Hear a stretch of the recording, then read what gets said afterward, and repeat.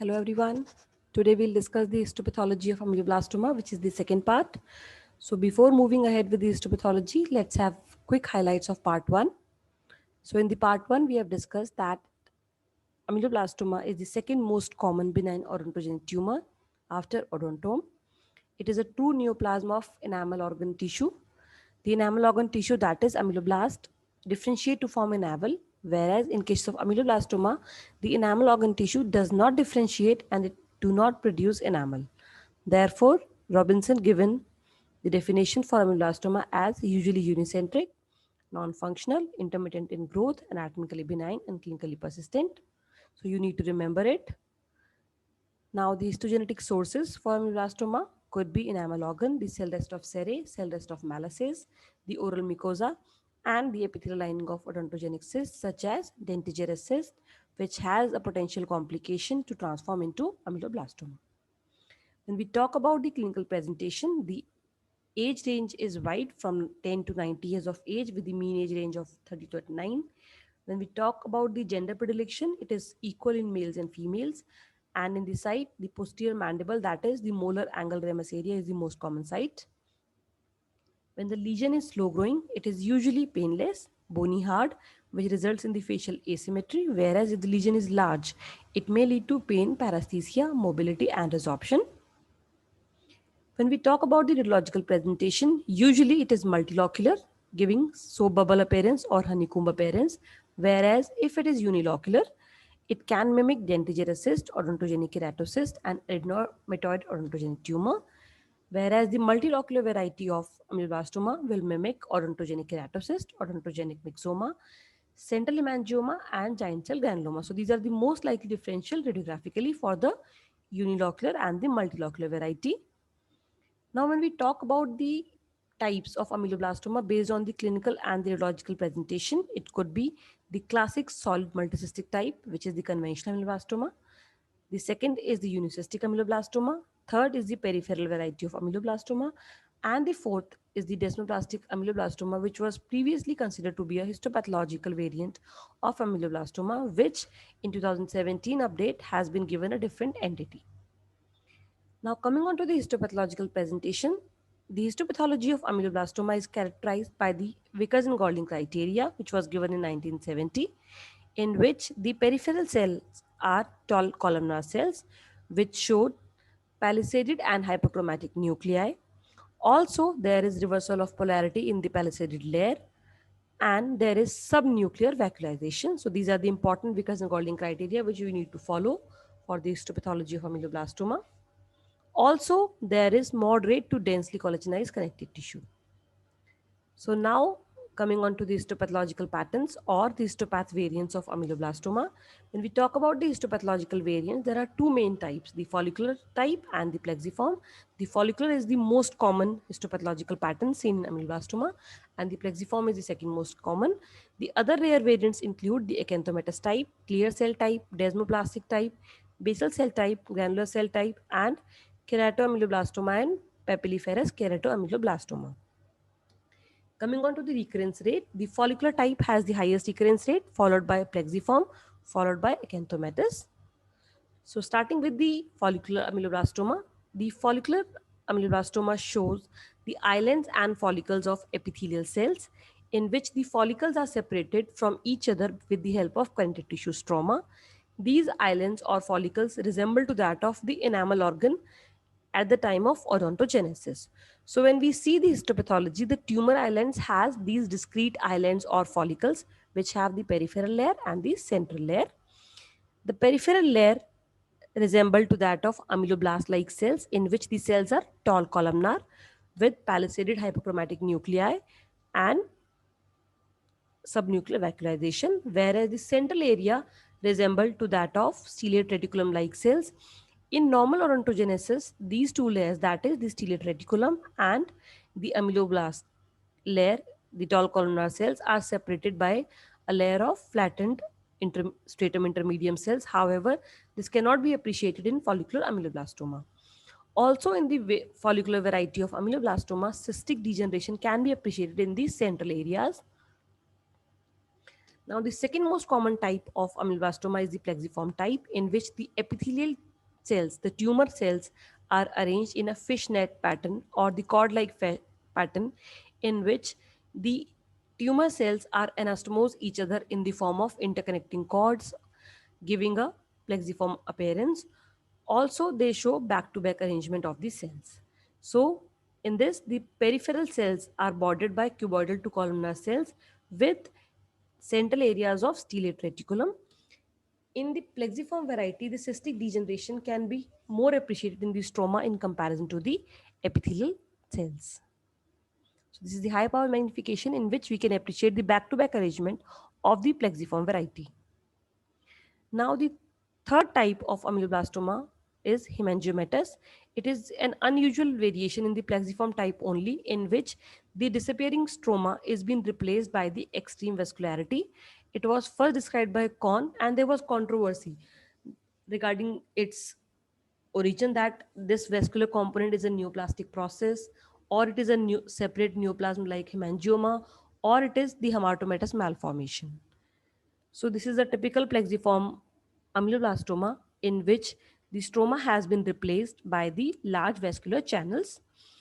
So Lucas believed that this is not a neoplastic process. It is basically a degenerative process in which the stroma is disappearing and the blood vessels persist and they dilate. And after their dilatation, they rupture and they release their content into those cystic spaces.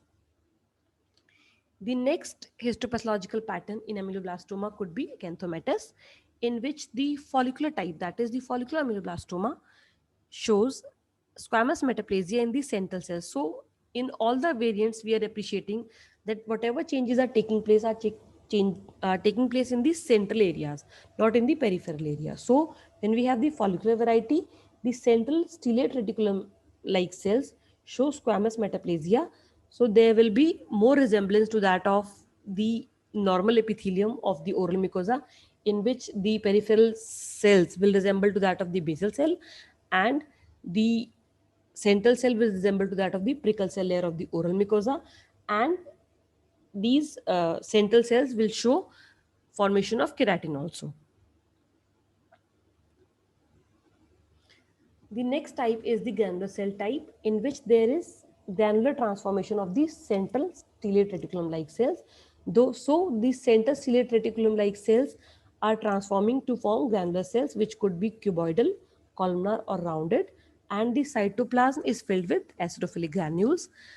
When we see these granules ultrastructurally, it has been identified as lysosomal aggregates, whereas Kumamoto et al. Has given that this granularity could be an increased apoptotic cell death, and later it is phagocytosed by the neighboring neoplastic cells. So it could be an apoptotic pathway in which the granularity could be the phagocytic debris.